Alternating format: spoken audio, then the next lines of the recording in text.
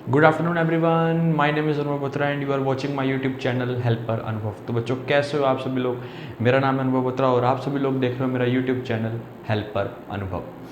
Coming to the point, इस video से हम क्या पढ़ने वाले हैं। इस वीडियो से हम क्लास 10th की इकोनॉमिक्स का चैप्टर नंबर 3 यानी मनी एंड क्रेडिट को स्टार्ट करने वाले हैं। बिना किसी देरी के सीधा वीडियो को स्टार्ट करते हैं, बाकी बातें करेंगे बाद में। मनी एंड क्रेडिट में क्या है, आपको किस तरीके से इसे पढ़ना है, कौन कौन से क्वेश्चंस करने हैं, कहाँ पे आपको इसके नोट्स मिलेंगे, एक्स्ट्रा क्वेश्चंस मिलेंगे, ये सब हम इस वीडियो में कवर कर लेंगे। तो वीडियो को स्टार्टिंग से लेकर एंड तक कंप्लीट देख लेना। चैनल पे नए हो चैनल को सब्सक्राइब कर देना, क्योंकि यहाँ पे आपको 9 से लेकर 12 तक की फ्री ऑफ एजुकेशन मिल जाती है विदाउट एनी कॉस्ट। तो आप अगर चैनल पे नए हैं तो चैनल को सब्सक्राइब कर लेना, अपने नीडी फ्रेंड्स के साथ इस वीडियो को शेयर कर लेना ताकि ज़्यादा से ज़्यादा बच्चों तक एजुकेशन पहुँच पाए। तो चलिए फिर वीडियो को स्टार्ट करते हैं। ये चैप्टर है money and credit. Class 10th की इको पढ़ रहे हैं ना, चैप्टर नंबर 3 है मनी और क्रेडिट। इससे पहले के 2 चैप्टर हैं, एक तो डेवलपमेंट, उसका वन शॉट है चैनल के ऊपर, तो वो आप चेक कर सकते हो।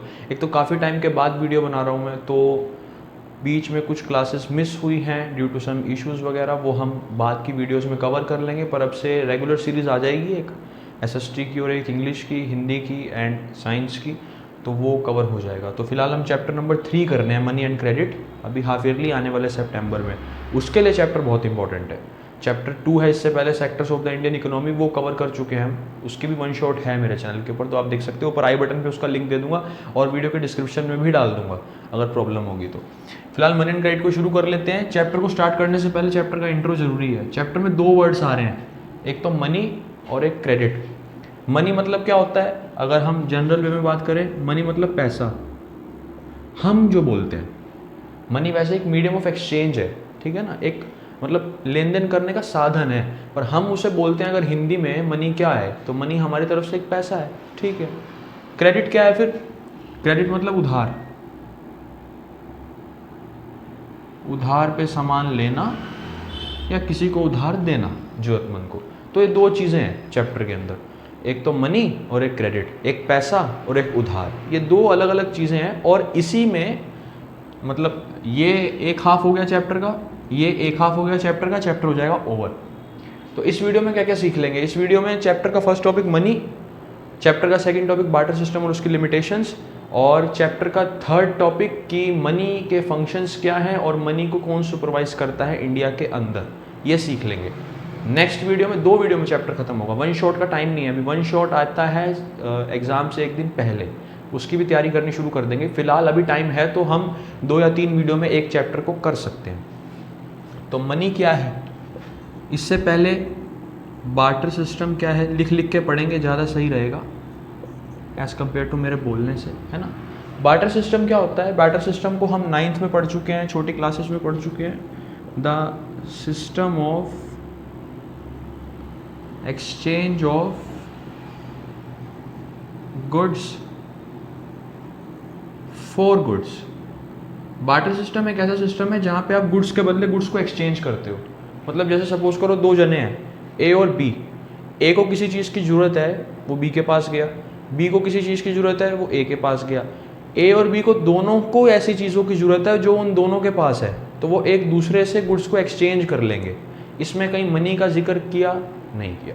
तो बार्टर सिस्टम ऐसा सिस्टम है जहाँ पे गुड्स को एक्सचेंज किया जाता है, किसके बदले, गुड्स के बदले।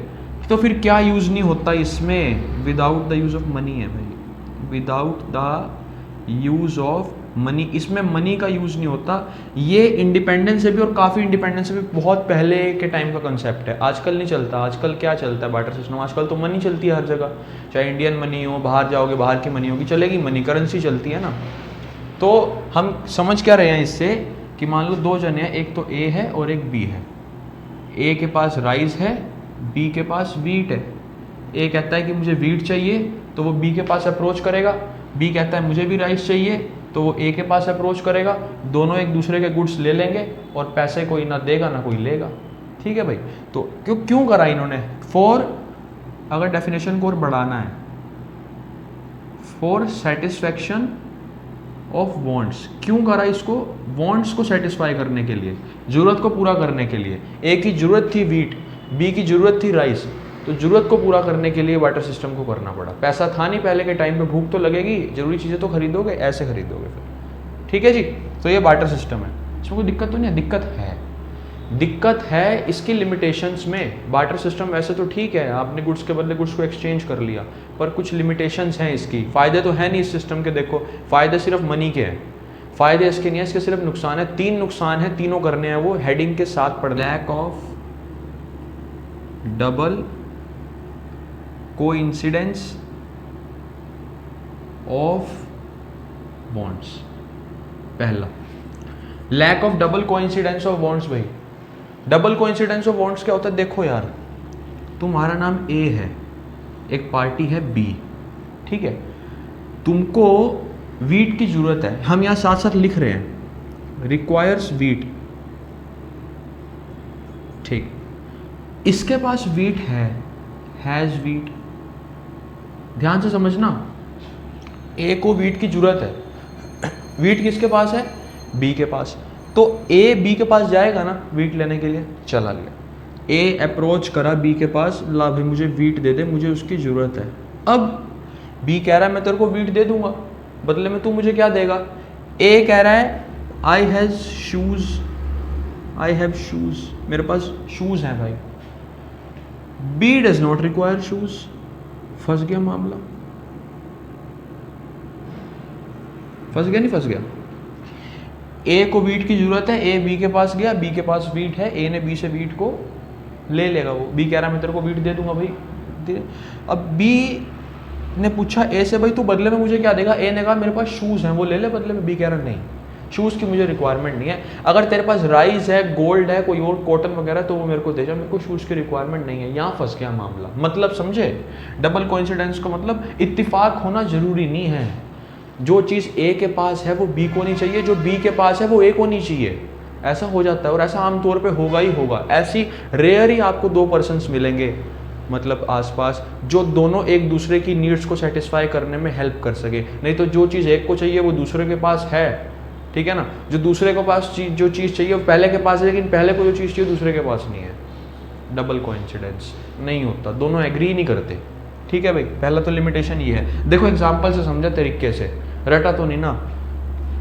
Next, lack of store of, writing समझने में दिक्कत हो जाए तो कोई बात नहीं, वीडियो के डिस्क्रिप्शन में नोट्स डाल दूंगा मैं सारे अच्छी राइटिंग वाले, वो कर लेना, ठीक है। Lack of store of value. Store of value मतलब क्या होता है? देखो पैसा आपको अगर आज कोई देना 1 लाख रुपए, तो आप उसको 1 साल 2 साल 3 साल 4 साल 5 साल जब चाहे तक लाइफ टाइम तक सेव करके रख सकते हो। पैसे पे जंग तो नहीं लगता, पैसे की वैल्यू कम तो नहीं होती। 1 लाख रुपए आज भी 1 लाख रुपए, आगे भी 1 लाख रुपए ही रहेगा, ऑब्वियस सी बात है। वो कोई गोल्ड या फिर सिल्वर वगैरह तो है नहीं जो बढ़ेगा या फिर घटेगा, पैसा तो उतना ही रहेगा। हम आज 1 लाख रुपए अपने लॉकर में रख देते हैं, तो 1 साल बाद लॉकर खोलेंगे 1 लाख ही निकलेगा, है ना, अगर मिस हैपनिंग ना हो कोई तो बार्टर सिस्टम में क्या होता है कि ए ने बी को गुड्स दिए थे, अब बी ने वो गुड्स स्टोर करके रख लिए, क्या देखा कि 15 दिन के बाद गुड्स खराब हो गए। भाई आप गुड्स को कब तक स्टोर करके रखोगे? आपसे कोई वीट ले गया, बदले में आपको मिल्क देगा, मिल्क के पैकेट्स दे गया, मान लो 100 पैकेट्स दे गया, आप 100 मिल्क के पैकेट्स को कब तक सेव करके रखोगे? 2-3 दिन में ख़राब हो जाएंगे। सबसे बड़ी लिमिटेशन है बार्टर सिस्टम की कि यहाँ पे वैल्यू को स्टोर नहीं कर सकते आप। It does not possess store of value. Money को स्टोर कर सकते हो, गुड्स को स्टोर नहीं कर सकते। अगर गुड्स को स्टोर करोगे तो गुड्स खराब हो जाएंगे आने वाले टाइम में, कुछ भी मिस हैपनिंग हो सकती है, चोरी हो सकते हैं। गोल्ड है, अगर मान लो गोल्ड को स्टोर करके रखा, गोल्ड गिर भी सकता है भाई, गोल्ड की वैल्यू गिर सकती है। वीट को स्टोर करोगे खराब हो जाएगी, मिल्क को स्टोर करोगे खराब हो जाएगा। लेकिन मनी ऐसी चीज़ है जिसको स्टोर करोगे ना तो वो खराब होगी ना उसकी वैल्यू इंक्रीज या फिर डिक्रीज होगी। ठीक है, समझ आ गई दोनों पॉइंट ये। थर्ड है lack of common measure of value. 3 ही करने हैं हेडिंग के साथ। Lack of common measure of value. अब सपोज करो ये वाला एग्जांपल, वापसी आ जाओ ये वाला। इस वाले एग्जांपल में मान लो दोनों पार्टियां मानी हुई हैं, ठीक है, ए और बी मान चुके हैं कि ए बी से वीट लेगा और बी जो है वो ए से उसके शूज़ ले लेगा, मान गए। लेकिन ऐसा हो जाता है कि ए को वीट चाहिए 1 किलो, तो 1 किलो वीट है मान लो 10 रुपये की, ₹10 पर kg। ये तो ये ए ले लेगा उससे, किससे ले लेगा? बी से, ठीक है। बी कह रहा बदले में मेरे को शूज़ दे दे, ये कह रहा ठीक है मैं शूज़ दे देता हूँ। शूज़ की जो वैल्यू है वो है 500 रुपये। हमें कैसे पता? हमें पता है ना, आज मनी के टर्म्स में हम हर एक चीज़ को कैलकुलेट कर सकते हैं। हमें पता है अगर हम मार्केट से वीट लेने जाएंगे तो 10 रुपये kg मिलेगी, अगर हम मार्केट से जूते की जोड़ी लेने जाएंगे आराम से 500 रुपये की मिल जाएगी। हमें पता है ना, उन्हें नहीं पता क्योंकि वो बार्टर सिस्टम के ज़माने के लोग हैं। तो ए को पता नहीं था कि 1 किलो वीट का प्राइस है 10 रुपये, मैं 10 रुपये की चीज़ के बदले उसे 500 रुपये दे रहा हूँ। साफ सीधी बात है, ए ने बी से 10 रुपये की वीट ले ली, है ना, और बदले में उसे अपने जूते दे दिए। बाद में पता चला जब मनी का कंसेप्ट लॉन्च हुआ, अरे भाई तो गलती होगी यार।